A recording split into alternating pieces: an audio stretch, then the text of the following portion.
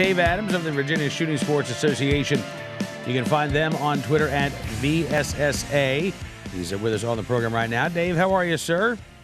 I'm great, Cam. Thanks for having me on. Yeah, it's my pleasure. It's always good talking with you. And earlier this week, the nation's eyes, at least, probably 30 million eyeballs anyway, maybe closer to 40 million eyeballs on Farmville, Virginia, the vice presidential debate. Tim Kaine, senator from Virginia, former governor, former mayor of Richmond, talked in the debate how he had cut Richmond's murder rate in half by relying on community policing. Washington Times out with an editorial today saying that Tim Kaine did not tell the whole truth about crime in Richmond. Community policing was not what they called it back then. They called it Project Exile. That was the program that is responsible or is given a lot of credit for reducing Richmond's crime rate.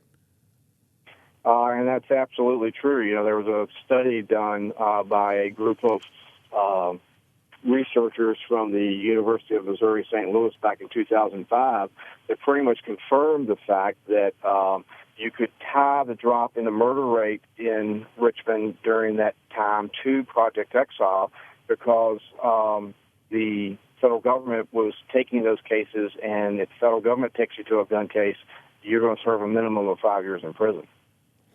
And it wasn't just talk, Dave, right? It wasn't just a scare tactic of we're gonna try to scare people into not doing this. They followed up. There actually were prosecutions, individuals who did not get the message the easy way. They learned this lesson the hard way. That's absolutely right, and it wasn't just. I mean, it was a full strategy that involved getting the word out. There were billboards. I remember driving by the billboards in the Richmond area during that time, and it said, you know, if you're caught with an illegal gun, you're going to serve 5 years in prison, no questions asked. And so it was a full strategy. FBI Director James Comey, when he took that job, many of the things that were described about his past accomplishments were tied to Project Exile back in those days. Washington Times points out when Tim Kaine ran for governor in 2005, he took credit for making Richmond safe again. Also praised the National Rifle Association back in 2005. Now he says, of course, he's proud of his F rating. Yeah, and to be honest, he didn't have a whole lot to do with that. You know, he was on city council back when the city and the U.S. Attorney's Office began Project Exile. And after it was shown to be successful and he was elected mayor, and back in those days, members of city council elected the mayor. It was a ceremonial office. He started touting it, and like you said, he praised the National Rifle Association for their support of the program, but he actually had very little to do with it. That was a strategy between the Commonwealth Attorney's Office in the city of Richmond and the U.S. Attorney's Office and the police department. Interesting. So when Operation Exile, you know, it had been in place for a couple of years. Washington Times says, successful or not, it was scrapped by Bill Clinton's Justice Department. Eric Holder, who was then Deputy U.S. Attorney General, said it was a waste of time, said that it was a quote, cookie-cutter approach.